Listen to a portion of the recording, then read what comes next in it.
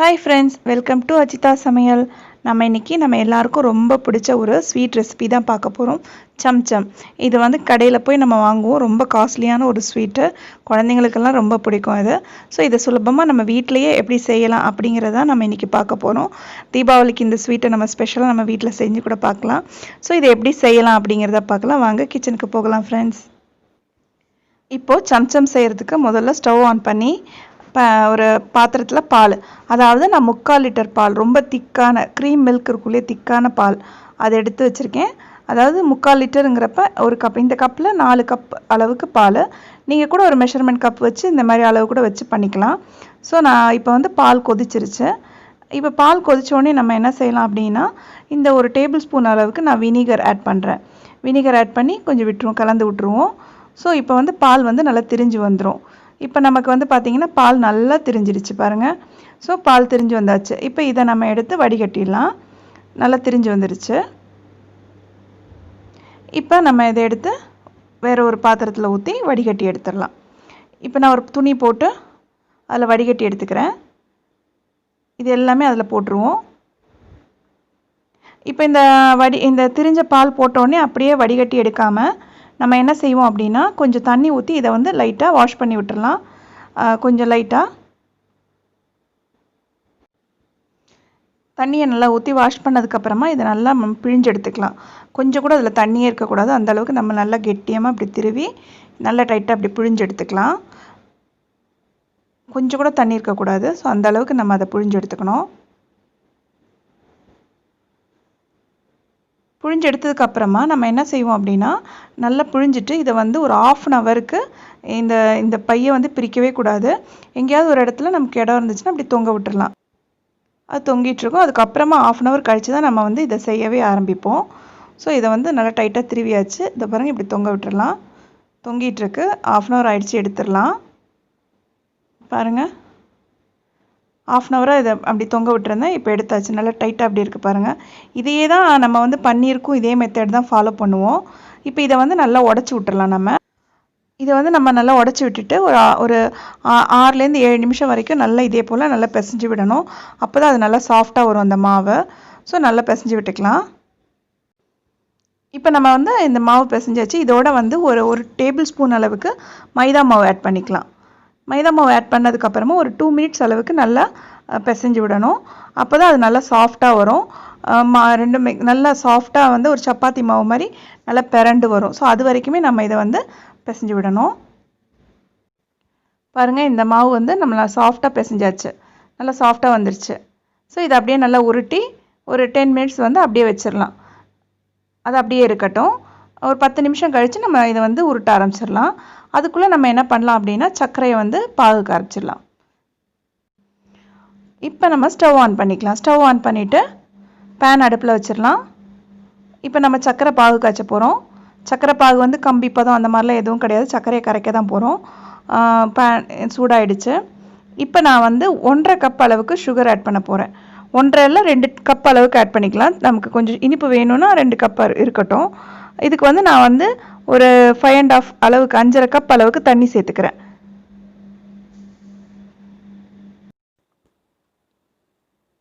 இதுக்கு நான் வந்து 2 கப் அளவுக்கு சர்க்கரை சேர்த்துருக்கேன்.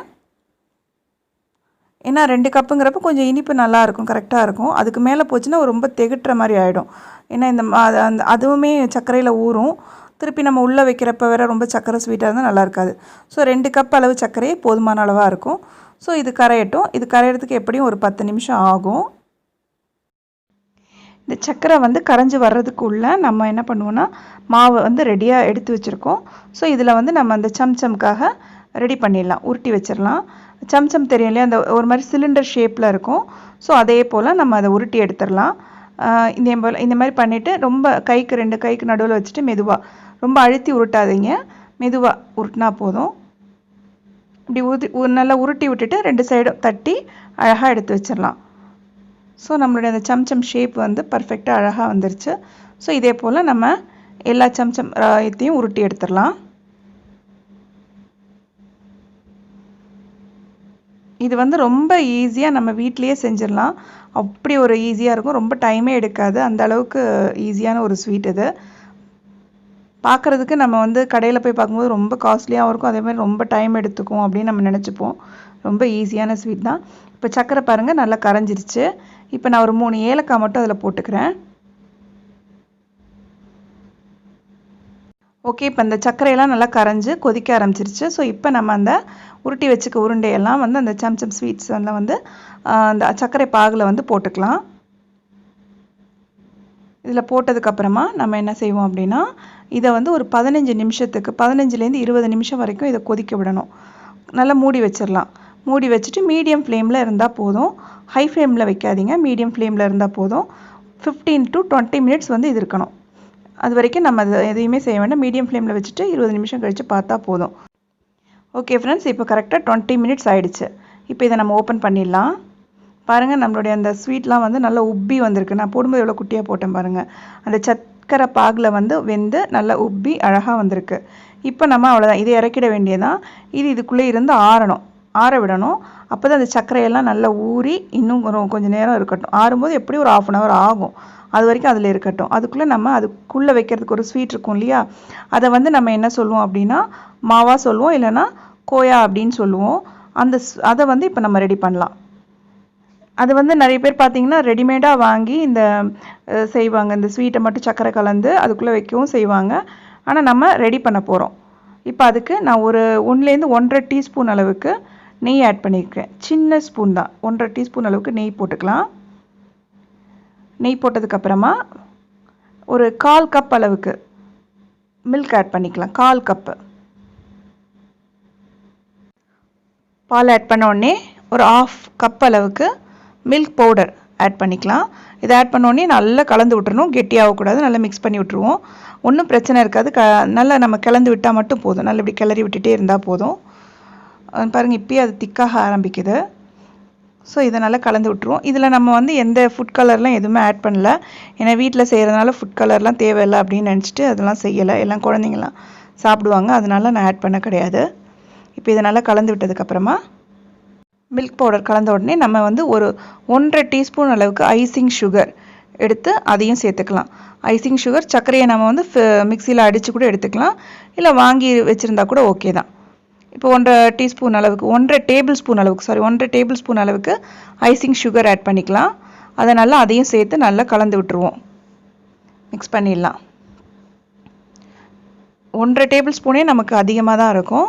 சுகர் கரெக்டாக இருக்கும். அதுக்கு மேலே ஆயிடுச்சுன்னா நல்லா இருக்காது, ரொம்ப இனிப்பாக இருக்க மாதிரி ஆகிடும். ஸோ 1.5 டேபிள் ஸ்பூனே நமக்கு போதுமான அளவு. இப்போ வாசனைக்காக ஒரு 1/4 டீஸ்பூன் அளவுக்கு ஏலக்காய் பவுடர் ஆட் பண்ணிக்கலாம். ஸோ இதையும் போட்டு இதையும் நல்லா கலந்து விட்டுருவோம். இப்போ நான் வந்து நம்ம இதுக்கு எதுக்குமே ஒரு ஃபுட் கலர் எதுவுமே ஆட் பண்ண கிடையாது இதில். அதனால என்ன பண்ணலாம் அப்படின்னா, நான் என்ன பண்ணியிருக்கேன், 2 டேபிள் ஸ்பூன் அளவுக்கு பால் எடுத்துகிட்டு அதில் கொஞ்சமாக குங்குமப்பூ கலந்து வச்சுருக்கேன். ஸோ அது ஒரு லைட்டான எல்லோ கலர் கொடுக்கும் இல்லையா, அதுக்காக. ஆப்ஷனல் தான், இருந்தால் நம்ம ஆட் பண்ணிக்கலாம். அப்படி இல்லைன்னா ரொம்ப லைட்டாக வேணும், உங்களுக்கு கலர் வேணும்னா லைட்டாக ஒரு கேசரி பவுடர் கலந்துக்கோங்க, அது ரொம்ப கலர் கொடுக்கும். நான் வந்து லைட்டாக குங்குமப்பூ இதே மாதிரி கலந்து வச்சுருக்கேன். இதை நம்ம இதில் சேர்த்துக்கலாம். இதையும் சேர்த்து நம்ம மிக்ஸ் பண்ணி விட்டுருவோம்.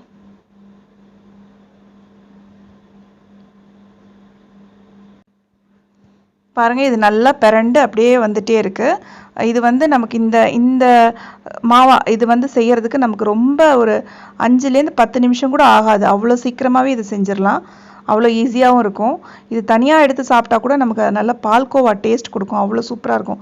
பால்கோவா நம்ம உதிரி உதிரியாக கடையில் விற்கும் இல்லையா, அந்த பால்கோவா மாதிரி அவ்வளோ டேஸ்ட்டாக இருக்கும் இது. பாருங்கள், நல்லா அழகாக கெட்டியாக வந்துருச்சு. ஸோ இதையுமே ரெடி ஆகிடுச்சு. இப்போ ஸ்டவ் ஆஃப் பண்ணிவிட்டு இதையும் வச்சிடலாம். ரெண்டுமே ஆறட்டும். ஆறினதுக்கப்புறம் நம்ம அதை ரெடி பண்ணிவிடுவோம். இப்போ நம்மளுடைய சம்சம் இதெல்லாம் அந்த சக்கரை பாகிலேருந்து எடுத்து ஆறி ரெடியாக இருக்குது. ஸோ வந்து அதை எடுத்துட்டு கத்தி எடுத்து நடுவில் வந்து இப்படி கீறிக்கலாம். ஃபுல்லாக கீறி 2ஆக எடுத்துடக்கூடாது. ஓப்பன் பண்ணி இதே மாதிரி எடுத்துட்டு இதுக்குள்ளே நம்ம செஞ்சு வச்சுருக்கோம் இல்லையா அந்த மாவா, இந்த கோயா ஸ்வீட்ஸ், அதை எடுத்து உள்ளே வச்சுக்கலாம். இது நிறைய பேர் வந்து கோவா இருக்கு இல்லையா, சுகர் இல்லாத கோவா இருக்கும் இல்லையா, பிளெயின், அது வாங்கி அதில் சுகரு கலர்லாம் ஆட் பண்ணி உள்ளே சேர்ப்பாங்க. ஆனால் நம்ம வந்து ஃப்ரெஷ்ஷாக செஞ்சு உள்ளே வைக்கிறோம். ஸோ இது உண்மையிலேயே அவ்வளோ டேஸ்ட்டாக நல்லாயிருக்கும். இப்போ வந்து டெசிகேட்டட் கோகோனட் இருக்கு இல்லையா, அதில் வந்து இதை வந்து சும்மா அப்படி ஒரு பிரட்டி எடுத்துடலாம். அது இன்னும் நல்ல டேஸ்ட்டு கொடுக்கும் நமக்கு. அந்த தேங்காய் அந்த கோகோனட்டோட அந்த ட்ரை கோகோனட் இருக்குல்லையா, டெசிகேட்டட் கோகோனட்டோட சேர்த்து நல்லா பிரட்டி எடுத்துட்டு சும்மா வந்து நான் கொஞ்சம் அழகுக்காக டூட்டி ஃப்ரூட்டி வச்சுருக்கேன். நமக்கு வேணால் பாதாம் ஏதாவது பிஸ்தா ஏதாவது நட்ஸ் இருந்தால் கூட வைக்கலாம். கடையில் அது இருக்காது, ப்ளெயினாக இருக்கும் சில டைம். நான் வந்து சும்மா இல்லை ஜெரி ஃப்ரூட் இருந்தால் கூட வைக்கலாம். நான் வந்து இப்போ டூட்டி ஃப்ரூட்டி இருந்தது, சரி ஒரு அழகாக இருக்குமே அப்படிங்கிறதுக்காக இதை வச்சுருக்கேன். ஸோ ஃப்ரெண்ட்ஸ், இந்த ஸ்வீட் உங்கள் எல்லாருக்கும் ரொம்ப ரொம்ப பிடிச்சிருக்கும் அப்படின்னு நான் நினைக்கிறேன். பிடிச்சிருந்துச்சுன்னா லைக் பண்ணுங்கள், ஷேர் பண்ணுங்கள், சப்ஸ்கிரைப் பண்ணுங்கள், பக்கத்தில் இருக்க பெல் ஐக்கானை கிளிக் பண்ணிவிடுங்க. கண்டிப்பாக தீபாவளிக்கு இந்த ஸ்வீட்டை வந்து உங்கள் வீட்டில் ட்ரை பண்ணி பாருங்கள் friends. Okay, bye, see you.